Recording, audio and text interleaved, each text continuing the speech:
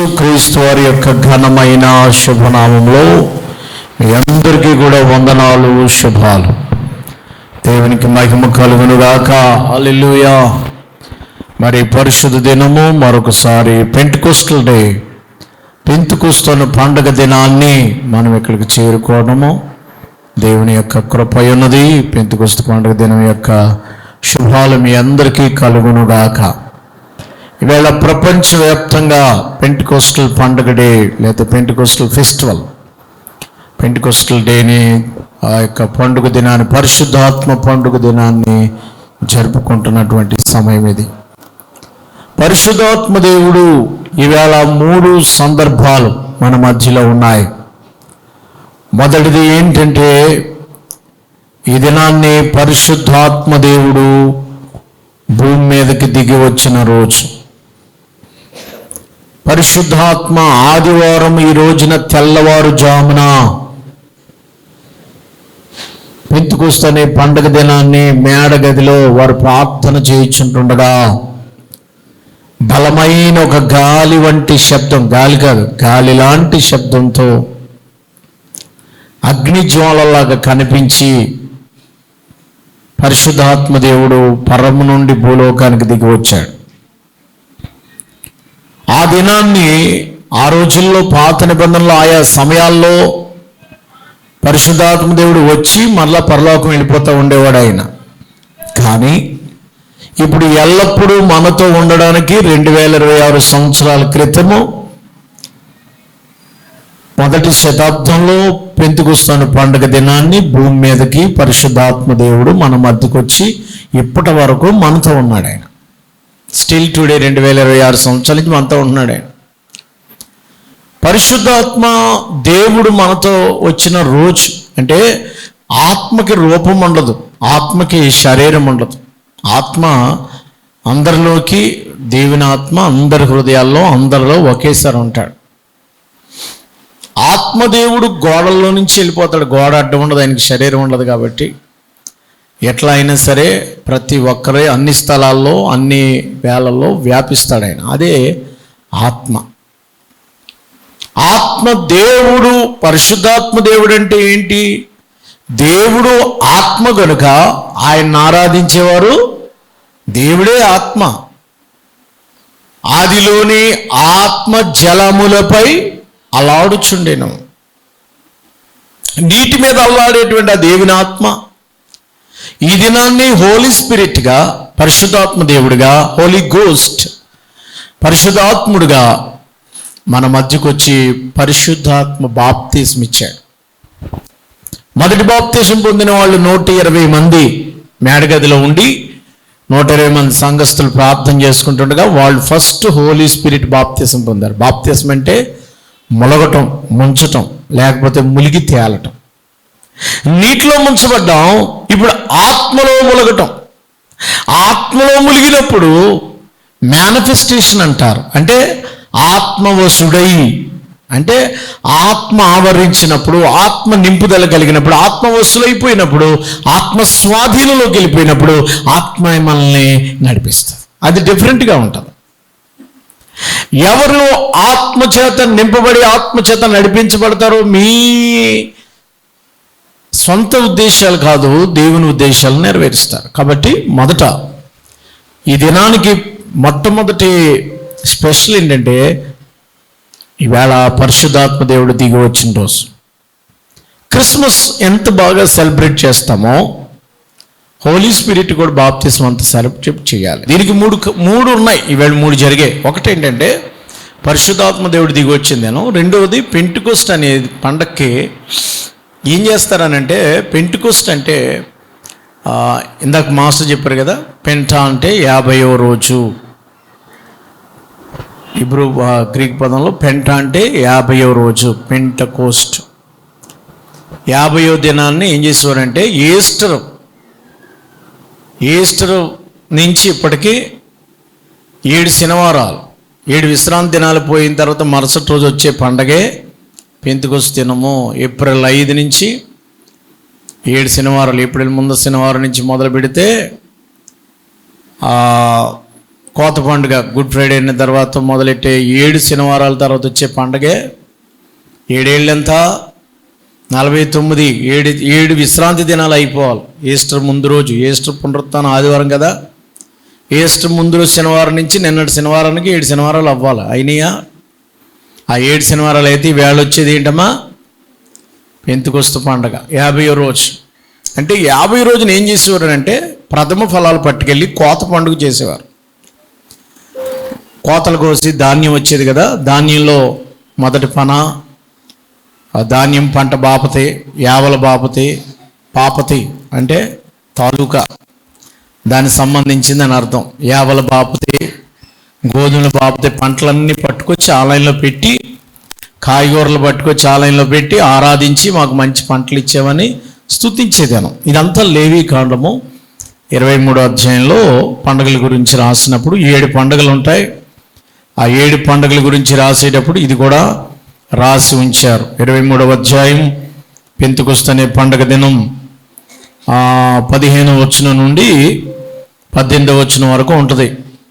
కాబట్టి మీరు తర్వాత చదువుకోండి. లేవీకాండం 23, 15 నుంచి 18 ఆ ప్రాంతం వరకు కూడా ఉన్న రాయబడిన మాటలు క్రొత్త ఫలముల పండుగ. ఏ పండుగ ఇది? కొత్త ఫలాలు, దానిమ్మ పళ్ళ, యాపిల్ పళ్ళ, అంజూరు పళ్ళ, మామిడి పళ్ళ, ఏం పళ్ళు పట్టుకొస్తారో పట్టుకొచ్చి దేవుణ్ణి ఆరాధించాలి. వేళ మనకు ఒక పండు లేదు, ఫలము లేదు. దేవునికి స్తోత్రం. అంటే మనకి పొలము లేదు. అందుకనే పొలం ఉంటే పూర్వం బీరకాయలు, గుమ్మడికాయలు, వంకాయలు స్టేజ్ అంతా నిండిపోతుండే. మామిడికాయలు తెస్తున్నారులేండి, ఎవరొకరు పట్టుకొస్తున్నారు, కానీ తింటలేదు. దేవునికి స్తోత్రం. గ్లూకోజ్ డైరెక్ట్గా వచ్చేది అంటున్నారు దాంట్లోంచి. సో కనుక పెంతెకొస్తు అంటే ఈ రోజుకి రెండవ ప్రాముఖ్యత ఏంటంటే కోత పండుగ, పెంతెకొస్తు పండుగ. ప్రథమ ఫలాలతో పెంతెకొస్తు పండుగ చేసేవారు. 2 చెప్పాను. 3వది, ఇశ్రాయేలుకి ధర్మశాస్త్రం ఎప్పుడు వచ్చిందో తెలుసా? 10 ఆజ్ఞలు. ఆ మోషే కాలంలో ఏ రోజునంటే ఇదే రోజుని దేవుడిచ్చాడనమాట. కొండ మీద, సీనాయి కొండ మీద ఈ పెంతెకొస్తు అనే పండగ దినాన్నే దేవుడు వాళ్ళకి 50 రోజునే వాళ్ళకి ధర్మశాస్త్రం ఇచ్చిన రోజని చరిత్రకారులు, బైబిల్ స్కాలర్స్ రాసిన సంఘటన. 3. 4వది కూడా చెప్తాం. ఇదే రోజున సంఘం పుట్టినరోజు, సంఘ ఆవిర్భావ దినం. పరిశుద్ధాత్ముడు వచ్చిన దినం ఇదే. సంఘము ఆవిర్భవించిన దినం. సంఘం అనేది, క్రీస్తు సంఘం అనేది ఇప్పటి నుంచి స్టార్ట్ అయింది. ధర్మశాస్త్రం పక్కకి వెళ్ళిపోయి ఆత్మ సంఘంగా ఏర్పడింది. ఆత్మానుసారమైన సంఘం, ఆత్మచేత నడిపించబడే సంఘం. ఇక ధర్మశాస్త్రం అనుసారమైన అక్షరానుసారమైన సంఘం కాదు ఇది. అక్షరానుసారం బైబిలు, ఆత్మానుసారంగా ఆత్మచేత నడిపించేటువంటి సంఘముగా మార్చబడింది. దేవుని ఆత్మతో నన్ను ఆరాధించేవారు ఆత్మతోనూ సత్యముతోనూ ఆరాధించాలి. పరిశుద్ధాత్మని యొక్క అభిషేకం మన మీదకి వచ్చినప్పుడు జరిగే కొన్ని ఆశీర్వాదాలు నేను మీకు జ్ఞాపకం చేస్తాను. పరిశుద్ధాత్మ దేవుని యొక్క నింపుదల, పరిశుద్ధాత్మ దేవుని యొక్క బాప్తిస్ము, పరిశుద్ధాత్మని దేవుని యొక్క ఆత్మావేశము, పరిశుద్ధాత్మ దేవుని యొక్క నడిపింపు, ఆత్మచేత ముద్రించబడిన వాళ్ళకి వచ్చే ఆశీర్వాదాలు నా దగ్గర 10 ఎన్నో ఉన్నాయి, మీకు ఎన్నో అయితే అని చెప్పి మీకు ఇచ్చేస్తాను. అయితే పరిశుద్ధాత్మ దేవుడు మన భూమి మీదకి వచ్చడం వల్ల వచ్చే మనకు ఆశీర్వాదం ఏంటి? పరిశుద్ధాత్మ దేవుడు వల్ల వచ్చేటువంటి లాభం ఏంటి? పరిశుద్ధాత్మ దేవుడు భూమి మీదకి వచ్చి మనల్ని ఏం చేశాడు? ఇప్పుడు మనము దేవుణ్ణి ప్రత్యక్షంగా చూడలేము. ఆయన మహిమా స్వరూపుడుగాను సూర్యుడి కంటే 7 రెట్లు 1000 కోట్ల రెట్లు అయి ఉండొచ్చు. అంత వెలుగ్గా ఉన్నాడు. ఆయన ముఖం చూడలేదు, సూర్యుడినే చూడలేను మనం, ఆయన ఏం చూస్తాం? మండే సూర్యుడు అన్నారు. రేపు పొద్దున మండే సూర్యుడు అంటే మండిపోతూ ఉంటాడు. ఈ సూర్యుడిని చూడలేక దాక్కుని 6 గంటల వరకు బయటకు రావట్లేదు నేను, సూర్యుడికి భయం వేసి. అంత తీవ్రంగా ఉన్నాడు ఆయన. ఈ సూర్యుడికే భయపడిపోతే నీతి సూర్యుడైన యేసు ప్రభు ఇంకెంత కాంతిమయుడిగా ఉంటాడు. సరే, ఓకే. ఇక రెండవది నేను మీకు బోధించేది ఏంటంటే, మొదటిగా మీకు చెప్తున్నాను చూడండి, పరిశుద్ధాత్మ దేవుని యొక్క అభిషేకం పరిశుద్ధాత్మ దేవుని యొక్క కార్యాలు ఏంటంటే అపొస్తలుల కార్యగ్రంథము 1వ అధ్యాయం 8వ వచనం కనుక మీరు చదివితే నా వర్తమానము స్టార్ట్ అవుతుంది.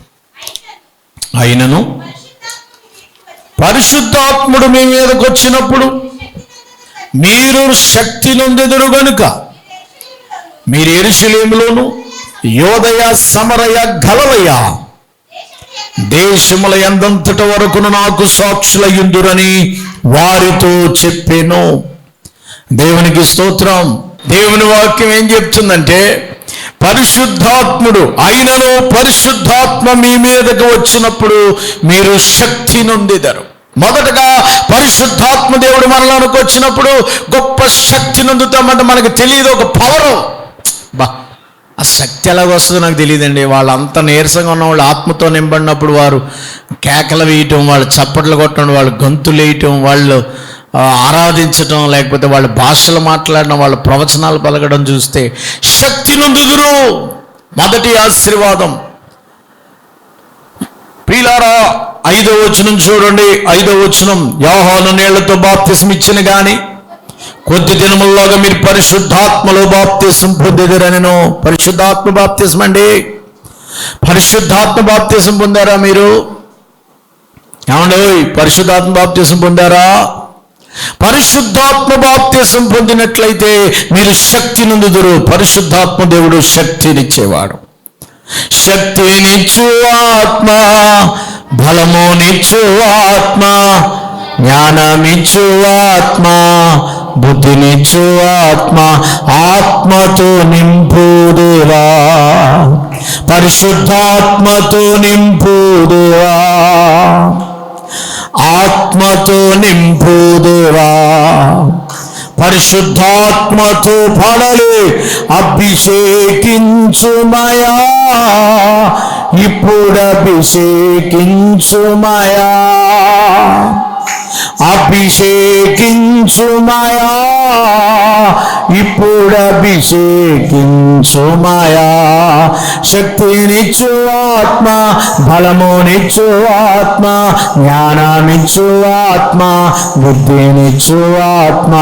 శక్తినిచ్చు ఆత్మ, బలమునిచ్చు ఆత్మ, జ్ఞానమిచ్చు ఆత్మ, బుద్ధినిచ్చు ఆత్మ. దేవుని ఆత్మ శక్తినిస్తుంది. కొద్ది కాలంలో మీరు శక్తి పొందుకుంటారు. ఆత్మ, పరిశుద్ధాత్మ మీ మీదకి వచ్చినప్పుడు, మీలోనికి వచ్చినప్పుడు, మీ తలల గుండా వ్రాలినప్పుడు మీరు శక్తి నొందెదరు. దేవుని ఆత్మ మనలోనికి వచ్చినప్పుడు శక్తి పొందుకుంటామంట. అకస్మాత్తుగా 2వ అధ్యాయం 1వ వచనంలో పెంతెకొస్తు పండగ దినం వచ్చినప్పుడు వారందరూ ఒక చోట కూడి ఉండిరి. అప్పుడు వేగముగా వీచి బలమైన గాలి ఉండి ఒక ధ్వని ఆకాశము నుండి వారి కూర్చుండున్న ఇల్లంతి నుండినో మరియు అగ్ని జ్వాలల వంటి నాలుకలు తాగబడిన గట్లుగా వారికి కనబడెను. వారిలో ఒక్కొక్కరి మీదగా వ్రాలగా అందరూ పరిశుద్ధాత్మతో నిండిన వారు. ఆత్మ వారికి వాక్శక్తి. ఏ శక్తి ఇచ్చిందంటే వాక్శక్తి. నోరుని తెరిచాడు. యెషయా పెదవులని కాల్చినట్లుగా పరిశుద్ధాత్మ అగ్ని పెదవులను ఎప్పుడైతే కాల్చిందో వారు మాట్లాడడం మొదలు పెట్టారట. వారికి అనుగ్రహించిన శక్తి కొలదుగా అన్య భాషలు మాట్లాడసాగిరి. చబలు కొడుగడిగా దేవునికి స్తోత్రం చెప్పండి. ఓ పరిశుద్ధాత్మ దేవుని భాషలు మాట్లాడండి. హల్లెలూయా. పరిశుద్ధాత్మ దేవుని భాషలు మీలోనికి వచ్చునుగాక. భాషలు. పరిశుద్ధాత్ముడు వచ్చాడనే మాటకి సాదృశ్యంగా అప్పట్లో భాషలు మాట్లాడేవారు, ఇప్పుడు మాట్లాడతారు. వాక్శక్తి అనుగ్రహించిన కొలది వారు అన్య భాషలు, వారికి రాని భాషలు, క్రొత్త భాషలు మాట్లాడారు. మార్కు సువార్త 16వ అధ్యాయం 16వ వచనంలో కూడా అదే కదా రాశాడు. మార్కు సువార్త 16:16 ఏంటి? నమ్మి బాప్తిసం పొందుడి రక్షింపబడుదురు, నమ్మని వారికి శిక్ష విధించబడి నమ్మిన వారి వలన ఏ సూచక్రియలమ్మా? ఏమనగా దెయ్యాలు వెళ్ళగొడతారు, ఈటమా ఏటేటి కొత్త భాషలు మాట్లాడతారు. పరిశుద్ధాత్మ మీలోనికి వచ్చినప్పుడు మీకు కొత్త భాషలు వస్తాయి. దేవునికి స్తోత్రం కలుగును గాక. Speaking the tongues, church of God of ప్రొఫెసీ, tongues మాట్లాడడం అనేది తప్పనిసరి. పరిశుద్ధాత్మ దేవుడు నింపబడినప్పుడు, మీరు ఆత్మ చేత అభిషేకించబడినప్పుడు మీరు ఏం పొందుకుంటారంటే వాక్శక్తి దేవుడు మీకు ఇస్తాడు. వాక్శక్తి ఇచ్చినప్పుడు మీరు క్రొత్త భాషలు మాట్లాడతారు. మీరు భాషలు మాట్లాడే భాష మీకు తెలియకపోవచ్చు, కానీ ఆ భాష వేరే వాళ్ళకి అర్థమైపోద్ది. పరిశుద్ధాత్మ దేవుడు అట్టి అభిషేకము దేవుడు మీకు దయచేయునుగాక. చాలామంది అలా భాషలు మాట్లాడి, మరి క్రొత్త భాషలు మాట్లాడి, గ్రీకు కానీ లేకపోతే హిబ్రూ భాష మాట్లాడేస్తాం మనం. పరిశుద్ధాత్మ దేవుడు మనలోకి వస్తే హిబ్రూ భాష మాట్లాడేస్తాం, ఇంగ్లీష్ మాట్లాడేస్తారు. మీకు తెలీదు, ఒక ఆవిడ ఇంగ్లీష్లో మాట్లాడేస్తుంది, ఏమి చదువురాని మనిషి. పరిశుద్ధాత్మ నింపుదల. దేవునికి స్తోత్రం కలుగును గాక. నేనేం మాట్లాడాను? ఇంగ్లీష్ దొరగారితో మాట్లాడేసిందంటే ఒక ఆవిడ. మనం ఆత్మచేత నింపబడినప్పుడు, దేవుని అభిషేకం మనలోకి వచ్చినప్పుడు వాక్శక్తి ఆత్మబలము చేత, శక్తి చేత కాదు, బలము చేత కాదు. దేని బలమమ్మా? ఆత్మ ద్వారానే ఆత్మబలం పొందుకుందాము గాక. ఆత్మ వచ్చినప్పుడు, ఆత్మదేవుడు మనలోకి వచ్చినప్పుడు మనం ఏం పొందుకుంటాం? మొదట శక్తి పొందుకుంటామో. ఏం పొందుకుంటాం? అది మొదటిదే. ఏం పొందుకుంటాం? అందరూ చెప్పండి. పరిశుద్ధాత్మ దేవుడు మీలోకి వచ్చిన మీరు ఏం పొందుకుంటారు? శక్తి, ఎక్కడలేని ఎనర్జీ. ఆ ఎనర్జీ పరలోకపు ఎనర్జీ. భూలోకంలో Boost is my secret energy కాదు, Holy Spirit is my energy. దేవునికి స్తోత్రం. మాట్లాడలేదేంటి మీరు ఎవరన్నా? మీ శక్తి ఎందుకు లేదమ్మా? మా శక్తి గింజన్నంలో నుంచి వచ్చింది అంటారా? మా శక్తి అందులోది కాదు. మా శక్తి మా జనమే, మా శక్తి నా డబ్బే, నా శక్తి నా ఉద్యోగమే కాదు. ఏమి వలన? దేవుని ఆత్మ దావీదులోనికి వచ్చినప్పుడు గొల్యాతును ఓడగట్టాడు. ఏంటమ్మా? దావీదులోనికి దేవుని ఆత్మ వచ్చినప్పుడు, ఆత్మ తను నింపినప్పుడు అని ఉంటుంది అక్కడ. దావీదులోనికి దేవుని ఆత్మ వచ్చిందట. మొదటి సమూయేలు గ్రంథం 18వ అధ్యాయం 17వ అధ్యాయంలో దేవుని ఆత్మ అతనిలోనికి వచ్చినప్పుడు అతడు గొల్యాతును పడగొట్టగలిగాడు కదండి. ఆత్మ నీలోకి వచ్చినప్పుడు, నీవు నాలో ఉండా నాకు భయమే లేదు, నేను దావీదు వలెనుందును. నీవు కొట్టాలి చప్పట్లు. నీవు నా ఆత్మలు పొందుకుంటారు మీరు. నీవు నాలో నుండా నాకు బలమే లేదు, నేను దావీదు వలెనుందును. గొల్యాతును పడగొట్టి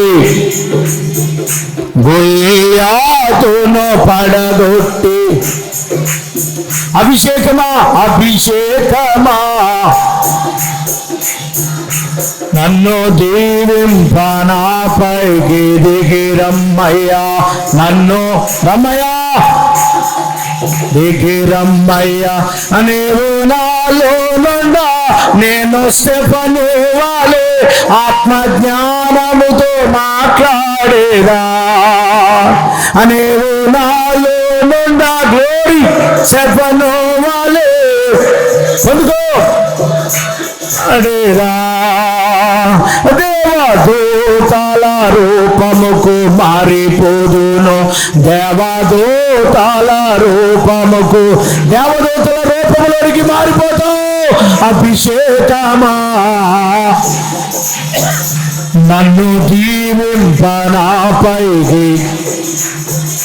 నన్ను దీవింప. హల్లెలూయా. ఆత్మబలము ఎప్పుడైతే దావీదులోనికి దేవుని ఆత్మబలం వచ్చిందో, గొల్యాతు లాంటి 6 మూరల జానడెత్తు మనిషిని చంపేశాడు. ఆత్మబలం. దేవుడు కత్తి చేతనైనను ఈటి చేతనైనను, అక్కడ ఉంటుంది కదా 17:48 అనుకుంటా కదా, కత్తి చేతనైన ఈటి చేతనైన బలం ఆయన యుద్ధమును జయమిచ్చేవాడు కాదు, కానీ నా ఆత్మ ద్వారా. దేవునికి స్తోత్రం. ఒక దవడ ఎముకతో 1000 మందిని చంపేశాడు దేవుని ఆత్మ. సంసోన్ 4,000 కేజీలు బరువు ఉన్న ఐరన్, 4,000 కేజీలు అలా లేపి మోసుకెళ్ళిపోయాడు. 400 కిలోమీటర్లు మోసుకెళ్ళిపోయాడు సంసోన్. ఆత్మబలము, ఆత్మతను ఎడబాసినప్పుడు అతడు ఏం చేయలేకపోయాడు. ఆత్మతని ప్రేరేపించినప్పుడు, ఆత్మతని పురుకొల్పినప్పుడు, ఆత్మతని సంధించినప్పుడు, ఆత్మదేవుడు అతను రేపినప్పుడు అని ఉంటుంది. రేపడం, పరిశుద్ధాత్ముడు రేపితే కార్యాలు అద్భుతంగా జరుగుతాయి. దేవునికి స్తోత్రం కలుగాక. రేపాల ప్రియులారా, అటువంటి అభిషేకం శక్తి నొందెదరు. 1906 సంవత్సరంలో అజూజా స్ట్రీట్ రివైవల్ అనేటువంటిది లాస్ ఏంజల్స్లో వచ్చింది. 1906 సంవత్సరం. ఒక బ్లాక్ పెర్మన్ గారు అనేటువంటి పెర్హమ్ అనేటువంటి ఒక ఆయన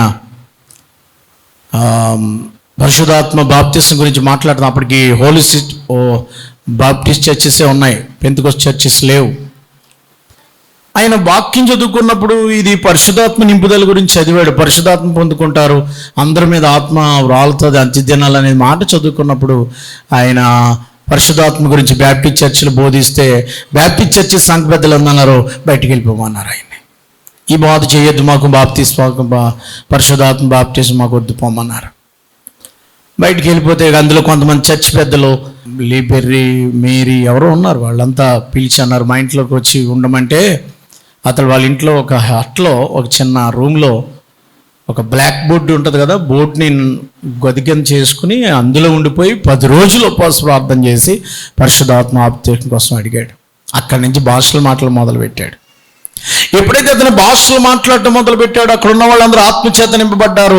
1906 సంవత్సరంలో 1906లో అద్భుతమైనటువంటి కార్యాలు జరిగాయి. పరిశుద్ధాత్మదేవుడు అజూజా స్ట్రీట్లోకి వచ్చాడని విని మొత్తం లాస్ ఏంజల్స్ నుంచి, అమెరికా నుంచి అనేకులు ఆ దేశం వెళ్ళడం మొదలుపెట్టారు. ఒక వీధి సరిపోక ఒక పెద్ద ఫ్యాక్టరీ కర్మాగారాన్ని ఏమంటాం గొడౌన్ని, పెద్ద గొడౌన్ తీసుకున్నాడు. అందులో ఆయన ఆత్మచేత నింపడం 3 సంవత్సరాలు, ఇంచుమించు 3 సంవత్సరాల పాటు పరిశుద్ధాత్మ దేవుడట ఆ చర్చిలో లేత గులాబీ ఆకారంలో చర్చ్ అంతా ఉండేదట. లేత గులాబీ ఆకారంలో. ఇక ఆ చర్చిలోకి వెళ్ళినోళ్ళు ఇంకా తట్టుకోలేక వెంటనే ఆత్మ వారిని తాకినప్పుడు వాళ్ళు వెంటనే అభిషేకంతో నింపబడిపోతూ ఉండేవారట. ఎంతోమంది అక్కడి నుంచే 1909 సంవత్సరం వరకు ఈ మూమెంట్, పెంటెకోస్టల్ మూమెంట్ అంటారు, రివైవల్ వచ్చేసింది. ఇండియాకు వచ్చింది. ఇండియా నుంచి కోనసీమ వచ్చింది. పిఎం సామ్యుల్ గారు, మరి కె అబ్రహాం గారు కేరళ నుంచి వాళ్ళు ఈ దక్షిణ భారతదేశం అంతా పెంటెకోస్టల్ చర్చెస్ ప్రారంభించి ఈ కోనసీమ అంతా స్వార్థించారు. దేవునికి స్తోత్రం కలుగును గాక. వాళ్ళు ప్రార్థన చేసినప్పుడు అద్భుతమైన కార్యాలు జరిగాయి. ఇంచుమించుగా 600 మిలియన్స్, 1 మిలియన్ 10 లక్షల మంది, అలాంటిది 600 మిలియన్ ప్రజలు యేసు ప్రభుని రక్షకుడిగా అంగీకరించారు. 600 మిలియన్. రివైవల్, పెంతెకోస్తు ఉద్యమం వచ్చినప్పుడు దేవుని కార్యాలు జరిగాయి. అప్పుడే 1909లో ఏజే టామ్లిన్సన్ గారు, ప్రవచన దేవుని సంఘం చర్చ్ ఆఫ్ గాడ్ ప్రాఫిస్ స్థాపకుడైనటువంటి ఏజే టామ్లిన్సన్ గారు కూడా ఆత్మచేత, ఆయన బాప్టిస్టుడైన ఆత్మచేత నింపడ్డాడు. అప్పట్లో బాప్టిస్ట్ చర్చెస్ ఉండేవి, అంతకుముందు ఆర్సిఎం చర్చెస్ ఉండేవి, అంతకుముందు లూథరన్ చర్చెస్ ఉండేవి. ఆర్సిఎం, లూథరన్, బాప్టిస్ట్, పెంటెకోస్టల్ ఇలా వచ్చాయన్నమాట. పెంటెకోస్టల్ సంఘాలు ఎందుకు వచ్చాయంటే పరిశుద్ధాత్మ నింపుదల, రోగులు స్వస్థపరచబడడం, దర్శనాలు చూడడం, స్వస్థత కార్యాలు జరగడం, పాపాలు ఒప్పుకోవడం, అనేకులు ప్రభు దగ్గరికి చేరడం జరిగింది. గట్టిగా చెప్పకూడదు, దేవునికి స్తోత్రం. అప్పుడే పెంటెకోస్టల్ చర్చెస్ అనేవి పేరు ఏర్పడిపోయింది. మరి ఆ పెంటెకోస్టల్ చర్చిలో మాకు బాగా కనెక్షన్ ఉంది. ఎలాగంటే మా తండ్రి గారు, మా అమ్మగారు బాప్తిసం పొందింది పెంటెకోస్టల్ చర్చెస్లో. ఎక్కడంటే పెంటెకోస్టల్ హోల్నెస్ చర్చ్, మార్టేర్లో పెంటెకోస్టల్ హోల్నెస్ చర్చ్ అనేది ఒకటి ఉంది అక్కడ. అప్పటికే దొరలు వచ్చి అక్కడ సేవ చేస్తున్నారు. డొనాల్డ్ గారు, హవార్డ్ దొర గారు వచ్చారు. చిన్నప్పటి నుంచి దొరల మధ్యన పుట్టాం, దొరల మధ్యన పెరిగాం, దొరలతో కనెక్షన్, దేవుని ఏర్పాటు. దేవునికి స్తోత్రం. ఆ దొరగారు ఒక రోజున వాక్యం చెప్తుంటే వీధిలో మా అమ్మగారు యేసు ప్రభువుని నమ్ముకోవడానికి దేవుడు దారి చూపించాడు. ఎందుకంటే ఆవిడకున్న ఆ మూల వ్యాధి చేత ఆవిడ బాధపడుతున్నప్పుడు ఒక రోడ్డు మీద చేతుల మీద తీసుకొచ్చి వీధిలో ఆ రామాలయం దగ్గర వాక్యం చెప్తున్నప్పుడు ఆ వీధిలో ఒక అరుగు మీద ఆవిడ కూర్చోబెట్టారు. పడుకోబడినది ఆవిడ మనసు మీద. డాక్టర్ గారు అన్నాడు, పాస్టర్ గారు అవార్డు దొరగారు అన్నారట, మీకు ఎక్కడ రోగం ఉందో అక్కడ మీ చేయి పెట్టుకోండి, నేను ప్రార్థన చేస్తానంటే ఆ క్షణమే ఆ రోగం తగ్గిపోయింది. చేతుల మీద తీసుకెళ్ళినప్పుడు లేచి నిలబడి యేసు నిజ దేవుడని నమ్ముకుని బొమ్మలు గిమ్మలు తీసి పడేసి ఆవిడ పెంతుకొస్తోలిన చర్చిలో అప్పుడే మా తండ్రి గారు కూడా ఇది కళ్ళారా చూసి దేవుడి శక్తి ఉందని నమ్ముకోవడం మొదలుపెట్టారు. అంతకుముందు వాళ్ళకి సండే స్కూల్ లేదు, చర్చ్ అలవాటు లేదు. ప్రియులారా, పెంతెకోస్తు అనేటువంటి ఆ ఉద్యమంలో మన సంఘాలు కట్టబడ్డాయి. ఆ దర్శనములో, ఆ ఉద్యమంతో, ఆ ప్రేరేపణతో, అభిషేకముతో నింపబడ్డాము. మీరు పరిశుద్ధాత్మ దేవుడు మీలోకి వచ్చినప్పుడు మీరు శక్తిని అందుకుంటారు. అమ్మగారు స్వస్థత శక్తిని అందుకుని లేచి నిలబడ్డారు. అప్పుడు ఆ వ్యాధి నేటికి స్టిల్ టుడే రాలేదండి. 1970లో 69-70 సంవత్సరంలో జరిగింది. అప్పటికి మేము ఇంకా పుట్టకముందు ఆవిడ స్వస్థత పొందింది. అప్పుడు బాప్తిసం పొందారు మార్టర్ల వారు, ఇద్దరు దొరగారు బాప్తిసం ఇచ్చారు. వాళ్ళకి నీటి బాప్తిసము, నమ్మి బాప్తిసం పొందారు, పరిశుద్ధాత్మను పొందుకున్నారు. అక్కడ పరిశుద్ధాత్మను పొందుకుని, పరిశుద్ధాత్మ బాప్తిసం పొందుకుని, పరిశుద్ధాత్మ దేవుని యొక్క దర్శనం ప్రకారం ఈ కొత్తపేట వాడపురం గ్రామం దేవుడు తీసుకొచ్చాడు. గడిగ దేవునికి స్తోత్రం కలుగునుగాక. ప్రియులారా, ఆత్మకార్యాలు అలా ఉంటాయి. ఆత్మ నడిపిస్తే అటువంటి గొప్ప కార్యాలు జరుగుతాయి. మీకు ఎన్నో విషయాలు చెప్పాను. అజూజా స్ట్రీట్లో ఎంత అద్భుతమైన కార్యాలంటే వాళ్ళంతటి వారు కేకలు, ఆత్మ నింపుదల. ఇక విలియం సిమోర్ గారి యొక్క భార్య ఏదో ఆవిడకి కీబోర్డ్ వాయించడం రాదట. ఆవిడ కీబోర్డ్ దగ్గర నిలబడి వాయించేస్తుందంట. మొత్తం అద్భుతంగా వాయించేస్తుందంట ఆత్మతో. దేవుని అభిషేకం మీలోకి వచ్చినప్పుడు మీకు రాని స్కిల్స్, మీకు రాని పని అంటూ ఉండదు. దేవుడు మిమ్మల్ని అభిషేకించి మేనిఫెస్టేషన్ అంటారు. ఆత్మావేశులు అయిపోయినప్పుడు, ఆత్మచేత మీరు నింపబడినప్పుడు, ఆత్మావేశమో లేకపోతే ఆత్మ వశులైపోయినప్పుడు దేవుని కార్యాలు చూస్తారు. మొదట మీరు శక్తిని అందుకుంటారు. నా టైం అయిపోతున్నట్టుంది. రెండవ మాట చెప్పి నేను త్వరగానే 1-2 చెప్తాను, అన్నీ చెప్పలేను కదా. రెండవ మాట ఏంటో తెలుసా? యోహాను సువార్త 16వ అధ్యాయము 13వ వచనం. పరిశుద్ధాత్మ దేవుడు మీలోకి వచ్చినప్పుడు జరిగే రెండవ కార్యం ఏంటంటే, యోహాను సువార్త 16వ అధ్యాయము 13వ వచనం. అయితే ఆయన అనగా సత్యస్వరూపియగు ఆత్మ మీలోకి వచ్చినప్పుడు మిమ్మల్ని సర్వ సత్యములోనికి నడిపించును. దేవునికి స్తోత్రం. దేవుని ఆత్మ మీలోకి వచ్చినప్పుడు మీరు ఎక్కడికి వెళ్తారటండి? సర్వ సత్యలోనికి నడిపిస్తాడు ఆయన. సత్యం మీద మీకు అర్థమవుద్ది. ఆత్మదేవుడు బైబిల్ చదువుతున్నప్పుడు ఎందరినో దర్శించాడు, సర్వసత్యంలోనికి వాళ్ళు వెళ్ళారు. ఆత్మదేవుడు మీలోకి వచ్చినప్పుడు మీరు సర్వసత్యములోనికి నడిపించబడుదురు. సర్వసత్యం అంటే సత్యం మీద మీరు గ్రహిస్తారు, అసత్యం నుంచి బయటకు వచ్చేస్తారు. అసత్యమైనటువంటి బైబిల్ చదువుతుంటే మీకు అర్థమైపోద్ది, నేను ఇలా ఉండాలి, నేను ఎలా బ్రతకాలి, ఎలా జీవించాలని. వాక్యం ద్వారా మీరు తాకబడతారు. అదే సర్వసత్యము. అసత్యంలో మీరు ఉండరు. ఈ లోకము అసత్యంలో ఉంది. సత్యము కాని దాన్ని, అబద్ధాన్ని, ఫాల్స్ గాడ్స్ని, ఫాల్స్ విధానాలను నమ్ముతుంది దేశము, ఈ ప్రపంచము. ఎప్పుడైతే దేవుని ఆత్మ నీలోకి వస్తుందో సత్యం ఏదో మీకు అర్థమవుతుంది. సత్యం ఏదో. ఆర్ఆర్కే మూర్తి గారు సత్యాన్ని తెలుసుకున్నాడు. ఆత్మల్ని సంధించినప్పుడు వాక్యం చదువుకున్నాడేమో, వాక్యాన్ని తర్జుమా చేయడం నేర్చుకున్నాడేమో. ఆత్మదేవుడిని వెలిగించినప్పుడు ఆయన సర్వసత్యంలోకి వచ్చాడు. ఇవి ఒట్టివని వదిలేశాడు. దేవునికి స్తోత్రం. పరవస్తు చెన్నై సూర్యశాస్త్రి గారి యొక్క పుస్తకం చూసినప్పుడు, ఆయన వాక్యం చదువుతున్నప్పుడు సర్వసత్యం ఏంటో ఆయనకి తెలిసింది కాబట్టి సత్యంలోకి వచ్చాడు. దేవునికి స్తోత్రం కలుగును గాక. ఓ పరవస్తు చెన్నై సూర్య గారు. ఇంకా మీకు చెప్పాలంటే మన చౌదరి గారు శ్రీకాకుళం నుంచి, ఆయన యేసు ప్రభుని నమ్ముకున్నాడు. ఆయన ప్రభునందు ప్రియులారా, అంటే ఆయన ప్రభువుని నమ్ముకున్నాడు. ఆయన దేవుని వైపు చూశాడు. ఒక పత్రిక ఆయన దగ్గరికి వచ్చింది. ఆ పత్రిక చదువుకుని ప్రభు దగ్గరికి వచ్చాడు. సర్వసత్యంలోకి వచ్చేసాడు. ఇదిగో ఆ పత్రికలో ఏముందంటే, పాపం వల్ల వచ్చి జీతం మరణము, యేసు రక్తము ప్రతి పాపానికి అడిగాను. ఇదేంటో తెలుసుకోవాలని అప్పట్లో దొరగారి దగ్గరికి వెళ్ళాడు ఆయన. అప్పుడు మిషనరీస్ ఉండేవారు, బ్యాప్టిస్ట్ మిషనరీలు. వాళ్ళ దగ్గరికి వెళ్తే వాళ్ళు అన్నారు, నువ్వు మా దగ్గరికి వస్తే మేము చెప్పకూడదు, ఒక బైబిల్ ఇస్తాను చదువుకో. మమ్మల్ని ప్రభుత్వం రిజిస్ట్రేషన్లో పెట్టిందంటే వాళ్ళు వెళ్ళిపోయి చదువుకున్నాడు. ఆయన మరి యేసు ప్రభు వారిని రక్షకుడిగా అంగీకరించాడు. మొత్తం శ్రీకాకుళం నుంచి ఇటు చెన్నై వరకు అన్ని ప్రాంతాలు, రాజమండ్రి, ఈ ప్రాంతాలన్నీ కూడా ఆయన తిరిగి దేవుని సువార్తను అందించాడు. ఆంధ్ర క్రైస్తవ కీర్తనలో చాలా కీర్తనలు ఆయన రాశాడు. 100 కీర్తనలు రాశాడట. ప్రభునందు ప్రియులారా, ఈవేళ వాళ్ళు సర్వశిక్షణలోకి వచ్చారు. వాళ్ళు ఒకప్పుడు అన్యులుగాను, ఒకప్పుడు ఫాల్స్ వాటిని ఆచరించేవారిగా ఉన్నటువంటి వాళ్ళు సర్వసత్యమేంటో తెలుసుకున్నారు. వాళ్ళు ప్రభునందు ప్రియులారా, నీ జీవితంలో సర్వసత్యంలోకి వెళ్ళగలుగుతున్నావా? ఇక మూడవది మీకు జ్ఞాపకం చేస్తాను, టైం అయిపోతుంది కనుక. అదే 16వ అధ్యాయం 8వ వచనం, పరిశుద్ధాత్మ దేవునికి మరొక పేరు ఏంటంటే ఆదరణకర్త, కంఫర్టర్. ఆదరణకర్త మీలోనికి వచ్చినప్పుడు 8వ వచనం 16:8 మూడో పని, మూడో ఆశీర్వాదం ఏంటి? పరిశుద్ధాత్మ దేవుడు ప్రిపరేషన్ చేస్తాడు, సిద్ధపరుస్తాడు దేవునిలోకి రావడానికి, దేవుని బిడ్డలుగా చేరడానికి. ఆత్మ మిమ్మల్ని ప్రేరేపిస్తుంది, ఆత్మ మిమ్మల్ని పురుకొలుపుతుంది, ఆత్మ మిమ్మల్ని బలపరుస్తుంది, ఆత్మ మిమ్మల్ని చర్చికి వెళ్ళమని చెప్తుంది, ఆత్మావేశం మాట్లాడమని చెప్తుంది. ఆత్మ చేసే 3 పనులు ఏంటో తెలుసా? అక్కడ ఆయననగా పరిశుద్ధాత్మ శక్తి కాదు, దేవుడు. ఆయన పులింగం వాడారు అక్కడ, ఇస్ పర్సన్. పరిశుద్ధాత్మ దేవుడు మీలోనికి వచ్చినప్పుడు మీకు ఏం జరుగుతుందమ్మా? ఆదరణకర్త మీ వద్దకు రాడు. నేను వెళ్ళిన మీ వద్దకు పంపున ఆయన వచ్చి పాపమును గూర్చియు, నీతిని గూర్చియు, తీర్పును గూర్చియు, లోకమును ఒప్పుకొని చేయని పశ్చాత్తాపం. ఒప్పుకోవడం అంటే రిపెంటెన్స్.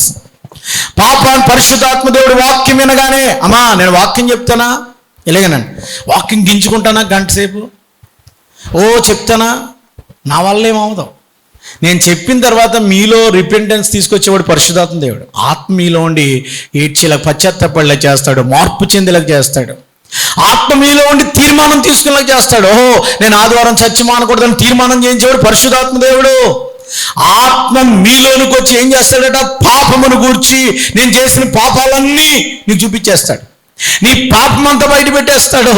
పాపమును గూర్చియు, నీతిని గూర్చియు, తీర్పును గూర్చియు ఒప్పింప చేయను, పశ్చాత్తాపడేలా చేస్తాడు. ఇదిగో నువ్వు పాపవి అని చెప్పేది ఎవరో, నువ్వు చెప్పు చేసావు. ఆత్మ చెప్తాడు, ఈ వారంలో నువ్వు చూడకుండా సినిమా చూసావు, ఫోర్నోగ్రఫీ చూసావు, నగ్న చిత్రాలు చూసావు, ఈ వారంలో నువ్వు అబద్ధమాడావు, ఈ వారంలో నువ్వు అక్రమ సంబంధం పెట్టుకున్నావు, ఈ వారంలో నువ్వు దొంగతనం చేశావు, ఈ వారంలో నువ్వు అబద్ధమాడవని దేవుడు, ఆత్మదేవుడిని ప్రేరేపిస్తాడు, ఒప్పుకునేలా చేస్తాడు.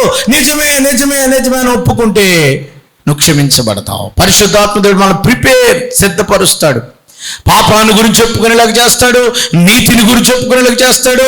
ఇంకేం చేస్తాడు? తీర్పు ఉన్నదని అయ్యో భయం పుట్టించి దేవుని బిడ్డగా మారుస్తాడు పరిశుద్ధాత్మ దేవుడు. దేవునికి స్తోత్రం చెప్పండి. మీరు పరలోక రాజ్యం చేరాలంటే ఏం చేయాలండి? 3వ అధ్యాయం 3వ వచనం యోహాను సువార్త. ఒక పెద్ద ఆయన సమాజ మందిరాధికారి, పెద్ద పాస్టర్ గారు యేసుప్రభు దగ్గరికి వచ్చాడు. అయ్యా నేను పరలోకం వెళ్ళాలంటే ఏం చేయాలి సార్ అని అడిగాడు. మీరు పరలోకం వెళ్ళాలనుకుంటున్నారా? ఇది 4వ ఆశీర్వాదం. పరలోకం వెళ్ళాలంటే ఏం చేయాలి? యోహాను సువార్త 3:3 అది చేయాలి. అతనితో ఒకడు కొత్తగా జన్మించితేనే కానీ అతడు దేవుని రాజ్యంలోకి చేరలేడు. మీతో నిశ్చయముగా చెప్తున్నాను, వేర్లీ మీతో నిత్యము కంటే మీరు పరలోక రాజ్యం చేయాలంటే కొత్తగా జన్మించాలి. అమ్మ ఇక్కడ ఉన్న వాళ్ళందరూ కొత్తగా పుట్టాలి అంటే ఇంకో జన్మెత్తాలి. మనం మళ్ళీ జన్మలో మనం మార్మల్స్ పొందామా? నథింగ్. అది కాదు ఇక్కడ సిద్ధాంతం.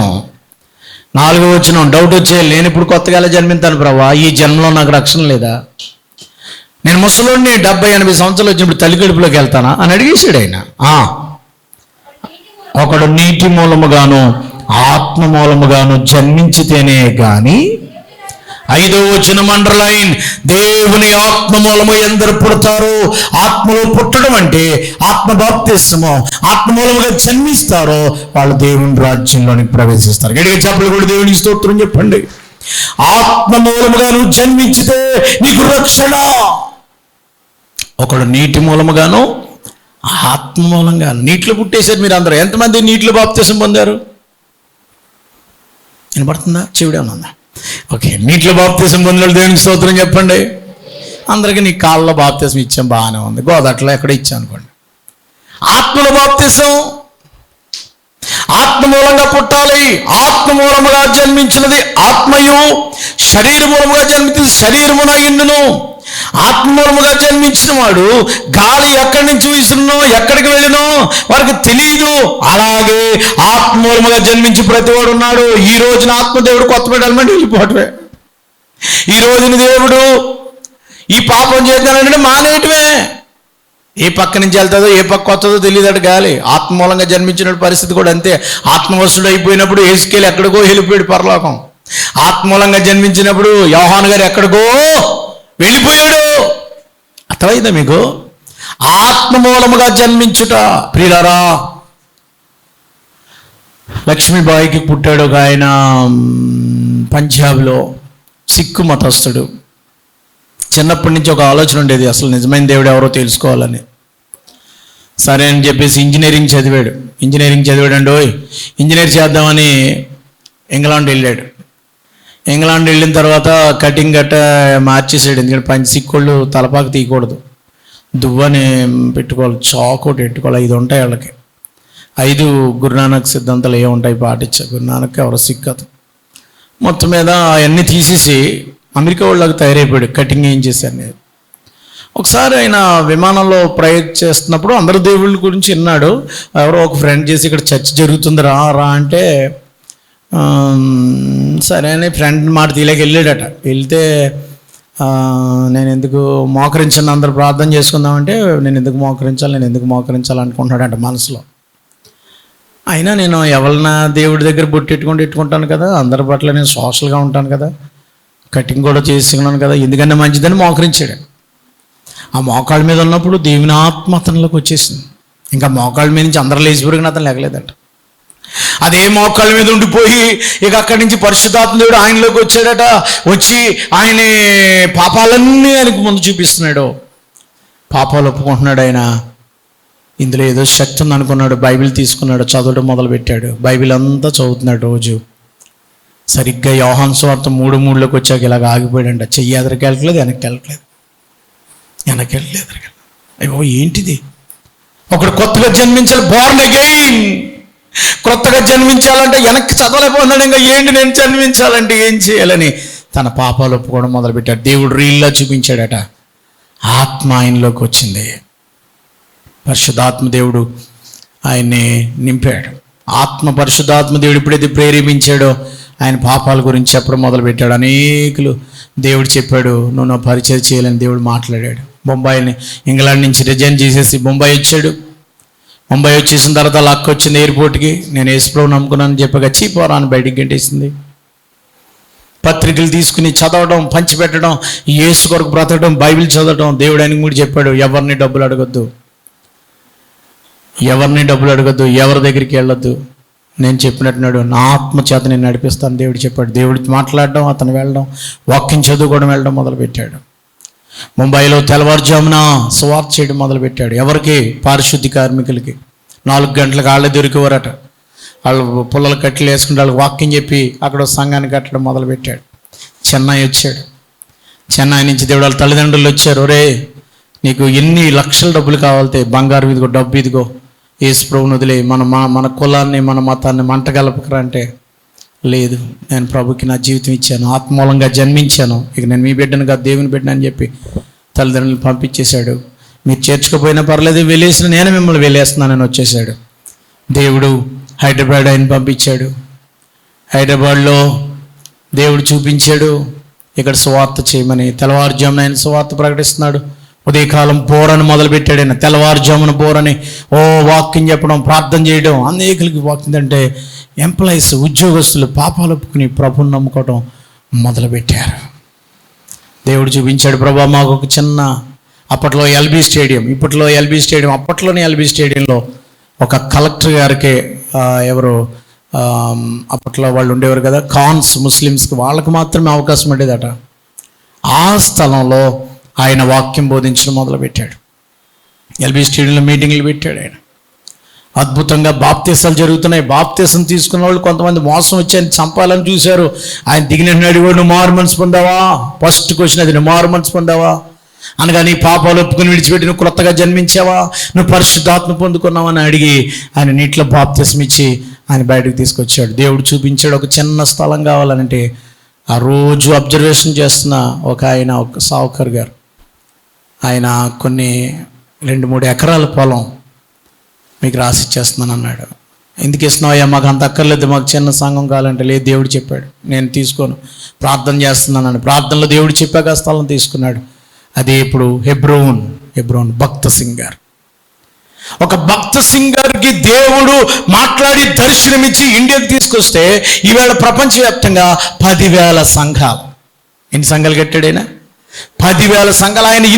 ఆయన క్రమం కింద కూర్చోబెట్టడం, అందరు మోకాళ్ళు ఉండడం, ఎవరు కుర్చీలు కూర్చుని చూడు కదా, ఆయన కూడా కింద కూర్చున్నాడు. నడునొప్పి ఉన్న వాళ్ళు తప్ప వాళ్ళకి వెనకాల బాగా చివరిన ఇచ్చేవాడు.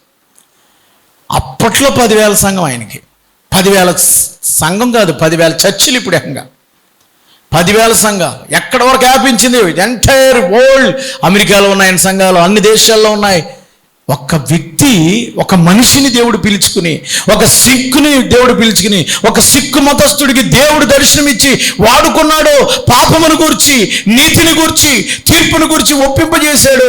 ఆయన ద్వారా దేవుడు అనేకులు ఉద్యోగస్తులే మారిపోయి పశ్చాత్తాపడి పాపాలు ఒప్పుకుని బోర్న్ అగైన్ క్రిస్టియన్స్గా మారిపోయారు. ఒక మనిషి ఎంతమందిని ఇంపాక్ట్ చేశాడు, ప్రభావం చేశాడు. నేను ముగిస్తున్నాను ప్రియులారా. పరిశుద్ధాత్మ దేవుడు మీలోకి వచ్చినప్పుడు మీరేం చేయబడతారు? పాపమును గూర్చియు, నీతిని గూర్చియు, తీర్పును గూర్చియు ఒప్పింపజేస్తాడట. తీర్పును గూర్చి ఒప్పింపజేస్తాడు. ప్రియులారా, అట్టి పరిశుద్ధాత్మ అనుభవం మనం పొందుకుందాం. పరిశుద్ధాత్మ దేవుడు మీలోకి వచ్చినప్పుడు జరిగే 5వది ఏంటంటే, రోమీయులకు రాసిన పత్రిక 8:14లో, రోమీయులకు రాసిన 8:14లో, ఎందరూ దేవుని ఆత్మ చేత నడిపించబడుదురు వారు దేవుని కుమారులు అనబడుదురు. కొంతమందిని దేవుడు, ఎందరంటే అందరూ దేవుని ఆత్మ చేత నడిపించబడ్డాం. ఇక్కడికి వెళ్ళమంటే వెళ్దాం. పౌలు గారిని వెళ్ళొద్దంటే ఆగిపోయాడు. నువ్వు ఆసియాకి వెళ్ళొద్దు, ఆగిపోయాడు. యూరప్ వెళ్ళమన్నాడు, దర్శనం వచ్చింది, యూరప్ వెళ్ళిపోయాడు. ఇదిగో ఫిలిప్పు, నువ్వు వెళ్ళి ఆ సమరయలో ఉండు. ఎందుకు ఉండమన్నాడు తెలియదు, రోడ్డు మీద ఉండమన్నాడు అంతే. ఈ అరణ్యంలో ఉండన్నాడు. 8వ అధ్యాయం అపోస్తల కార్యములు. ఆత్మ నడిపింపు, అందరూ ఆత్మ చేత నడిపించబడతారు. ఫిలిప్పు అక్కడికి వెళ్ళిపోయి అక్కడ ఉండిపోయాడు. వెళ్ళిపోయి ఎందుకు ఉండమన్నాడో తెలియదు. అరణ్యంలో పెట్టాడండి దేవా. యెరూషలేములో ఉండేవాడిని. అరణ్యంలో ఉన్నప్పుడు అప్పుడే ఒక ఆయన ఇథియోపియా దేశం నుండి ట్రెజరీ గారు, మంత్రి గారు వస్తున్నారు. అక్కడ ఆరాధించుకోవడానికి యెరూషలేము వచ్చాడు. ఆయన యెషయా గ్రంథం చదువుతున్నాడు. ఏమని చదువుతున్నాడంటే, ఇదిగో వదకు తేబడిన గొర్రె పిల్ల వల్లే ఆయన మౌనం ఆయన చదువుడు అర్థం అవట్లేదు. గొర్రెపిల్ల, ఏం గొర్రెపిల్ల, ఇదిగో అతడికి వాక్యం చెప్పమంటే అతడు రథం మీద వస్తుంటే ఈయన పరుగుని వెళ్ళి ఆ అరణ్యంలో అతనికి వాక్యం చెప్పాడు. అతను మారుమనసు పొంది పశ్చాత్తాపడ్డాడు. 8వ అధ్యాయంలో రాణి అయిన కందాకి కిందన ఇథియోపియుడైనటువంటి నపుంసకుడికి ఏమిచ్చాడైనా? బాప్తిసం. దేవునికి స్తోత్రం. 8వ అధ్యాయం ఉంటుంది, చదువుకొని టైం లేదు. ఆత్మచేత నడిపించబడడం. పౌలు గారు ఆత్మచేత నడిపించబడ్డాడు. ఆత్మ ఎక్కడికి తీసుకెళ్తే వారు అక్కడికి వెళ్ళారు. ప్రభునందు ప్రియులారా, ఎందరూ దేవుని ఆత్మచేత నడిపించబడతారో వాళ్ళందరూ ఏమవుతారటండి? దేవుని కుమారులు, కుమార్తెలు అవుతారు. మీ దేవుని ఆత్మచేత నడిపించబడుతున్నారా? ఇంకా ఎన్నో విషయాలను చెప్పడానికి టైం లేదు. ఆత్మవరాలు, 1 కొరింథీయులకు రాసిన పత్రిక 12వ అధ్యాయంలో 7 నుంచి ఆత్మ గిఫ్ట్ ఆఫ్ గాడ్, దేవుని యొక్క కృపావరాలు, కృపావరాలు, ఆత్మవరాలు దేవుడు వారికి ఇచ్చాడు. 7వ వచనము 11వ వచనం పంచిచ్చాడట. 1 కొరింథీ 12 అధ్యాయం 7-11 వచనాలు చదువుకోండి. ఒకరికి స్వస్థపరిచేవారం, ఒకరికి జ్ఞానం ఇచ్చేవాళ్ళం, ఒకరికి దర్శనం వచ్చేవారం, ఒకరికి భాషలు మాట్లాడేవారం, ఒకరికి ఏంటమ్మా అద్భుతాలు చేసేవారం. దేవుడు ఆత్మవరాలతో నింపాడు. దేవునికి స్తోత్రం కలుగును గాక. దేవుడు వారిని నడిపించాడు. ఎందరూ దేవుని ఆత్మచేత నడిపించబడతారో వాళ్ళు దేవుని కుమారులు పడతారు, వారి వరములతో నింపబడతారు. నేను ముగించేస్తున్నాను ప్రియులారా, నా టైం అయిపోయింది కనుక. సరిగ్గా 1980వ సంవత్సరంలో ఆత్మదేవుడు మాట్లాడటం మొదలుపెట్టాడు. నువ్వు దున్నని బీడి గుమ్మల దగ్గరికి వెళ్ళు. దేవుడు మాట్లాడుతున్నాడు. బైబిల్ చదువుతుంటే ఇదే, క్షయమైన ఆహారం కొరకు కష్టపడకు, అక్షయమైన ఆహారం కష్టపడు. అయ్యో ఏంటిది? చదువుతున్నాడు. తర్వాత జరిగింది ఏంటి తెలుసా? ఒక ఆవిడ సంఘంలో నిలబడి, నా కుమారుడా నిన్ను నా సేవకు వాడుకోబోతున్నాను మాట్లాడుతున్నాడు. ఇదేంటి? మళ్ళీ ఇంకోసారి మాట్లాడుతున్నాడు. 80 సంవత్సరంలో సమ్మర్లో, వేసవి కాలంలో వాడుకోవడం వచ్చేసాడు. ఆయన వచ్చేసి అరుగు మీద ప్రార్థన మొదలుపెట్టాడు. దేవుడు చూపించిన దర్శనం ప్రకారం నువ్వు వెళ్ళి ఇక్కడ పరిచయం చేయమని చెప్పాడు. అరుగు మీద ఆరాధన ప్రారంభించారు. దేవుడు ఆత్మచేత నింపడం మొదలుపెట్టాడు. అమ్మగారిని ఆత్మచేత నింపడం మొదలుపెట్టాడు. అయ్యగారిని ఆత్మచేత నింపడం మొదలుపెట్టాడు. ఇక దెయ్యాలు పట్టిన వాళ్ళు అందరూ వాడుకోవడంలో వదిలిపోవటమే. దేవునికి స్తోత్రం. మా ఇంటికి క్యూ కట్టేవారు దెయ్యాలు పట్టిన వాళ్ళు. రాత్రుల్లో చేసేవారు. మా నాన్నగారు ఆ కట్లు కట్ చేస్తే కానీ ప్రార్థన చేయననేవాడు. నాకు కళ్ళారా మేము చూసేవాళ్ళం. కట్లు వదిలిపోయేది, పళ్ళు పటపట కొరుకుతూ మా ఫాదర్ ప్రార్థన చేసేవారు. దెయ్యాన్ని గద్దించేవారు పారిపోయి. మా ఫాదరు, ఆత్మీయ తండ్రి గారు ఆత్మచేత నింపబడినప్పుడు రోగులు స్వస్థపడటం మొదలు పెట్టారు. ఎలిజబెత్ అమ్మ అనేటువంటి వెంకయ్యమ్మ, నేలపూడి వెంకయ్యమ్మని చిన్నరాజు గారు హాస్పిటల్కి చచ్చిపోతే పంపించామన్నప్పుడు తీసుకొచ్చేసి ఇక్కడ పడేశారు. పడేసి చిన్న మా పాక దగ్గర అరుగు మీద పడేసి ప్రార్థన చేయగా యేసు నామములో ఆవిడ బతికింది. చప్పలు కూడా దేవునికి స్తోత్రం. ఆవిడ చర్చికి రావడం మొదలుపెట్టింది. ఇక ఒకళ్ళు కాదు, ఇక్కడ మన మంగ సత్యవతి అమ్మగారి యొక్క చెల్లు, ఆవిడకి ఫిక్స్ వచ్చేసి మొత్తం ఈ పడిపోతే ఆ రాత్రి అరుగు మీద కూటం పెట్టారు. నాకు బాగా తెలుసు. ఓ బరకం వేసి మా ఇంటి ముందు కూటం పెట్టారు. పెట్టుమాస్ లైట్ కరెంట్ లేదు. అప్పుడు ఆత్మచేత నింపబడ్డారు. ఆవిడ బ్రతికి ఇప్పుడు సజీవమైన సాక్షిగా ఉంది. దేవునికి స్తోత్రం చెప్పండి. ఇలా ఒక్కటి కాదు, రెండు కాదు. కొత్తపేటలో కోనాల సూర్యకాంతం గారు, సాధనాల సూర్యకాంతం కాపులు వాళ్ళు నడువంగిపోయిన వాళ్ళు. ఆయన ప్రార్థన చేస్తే లేచి కూర్చున్నారు. గుండె రోగులైన వారు బాగుపడిపోయాడు. ఇక సంఘాలు కట్టబడడం దేవుడు ప్రారంభించాడు. దేవునికి స్తోత్రం. ఆదిలో దేవుని ఆత్మ కార్యాలు జరిగాయి. ఆ పరిశుద్ధాత్మ నింపుదల, ఆ పరిశుద్ధాత్మ వరము, ఆ పరిశుద్ధాత్మ అభిషేకమును మరలా మనం పొందుకుంటే సంఘాలు కట్టబడతాయి. ఆత్మచేత నింపబడినప్పుడు పాపాలు ఒప్పుకుంటాం, మారు మనసు పొందుతాం. అనేకులు పాపాలు ఒప్పుకునేలాగా చేశాడు ఆయన. భయంకరమైన పాపులు. ఇక్కడ పెట్టావీరణ గారు చర్చికి రావడం గల ప్రధాన కారణం ఏంటంటే ఆయన మోకాల కింద ఆయన కాళ్ళలోంచి పుండులోంచి రసం కారుతూ ఉండేది. యేసు నామములో ప్రార్థన చేయగా అది తగ్గిపోయింది. గట్టిగా చెప్పలు కూడా దేవునికి స్తోత్రం. ఆయన వచ్చి పాపములు ఒప్పుకొని కింద కూర్చుని దేవుణ్ణి ఆరాధించేవాడు. ఈ రకంగా దేవుడు ఆత్మకార్యాలు చేసి ఈ గ్రామంలో ఈ మందిరాన్ని దేవుడు కట్టించాడు. ఇది పరిశుద్ధాత్మతో నింపబడే సంఘము. తాళ నుంచి అయ్యా మమ్మల్ని ఆత్మచేత నింపు, అభిషేకించని చిన్న ప్రార్థన చేసుకుని వర్తమానాన్ని ముగించుకుందాం. ఈ పెంతెకొస్తనే పండుగ దినమున నాయన నీ దాసుని ఆత్మతోను మాట్లాడావు, దర్శనమిచ్చి మాట్లాడావు, ఈ స్థలానికి పంపించావు. పరిశుద్ధాత్మ దేవుడు మీలోకి వచ్చినప్పుడు మొదట మీరు శక్తి నొందుదురు. పరిశుద్ధాత్మ దేవుడు మీలోకి వచ్చినప్పుడు మీరు సర్వ సత్యములకు నడిపించబడుదురు. మూడవదిగా పరిశుద్ధాత్మ దేవుడు మీలోకి వచ్చినప్పుడు నీతిని గూర్చి, ప్రేమను, పాపమును గూర్చి, తీర్పును గూర్చి ప్రభుబడి చేయను. పరిశుద్ధాత్మ దేవుడు మీలోకి వచ్చినప్పుడు మీరు దేవుని ఆత్మచేత నడిపించబడి దేవుని కుమారులు అనబడుదురు.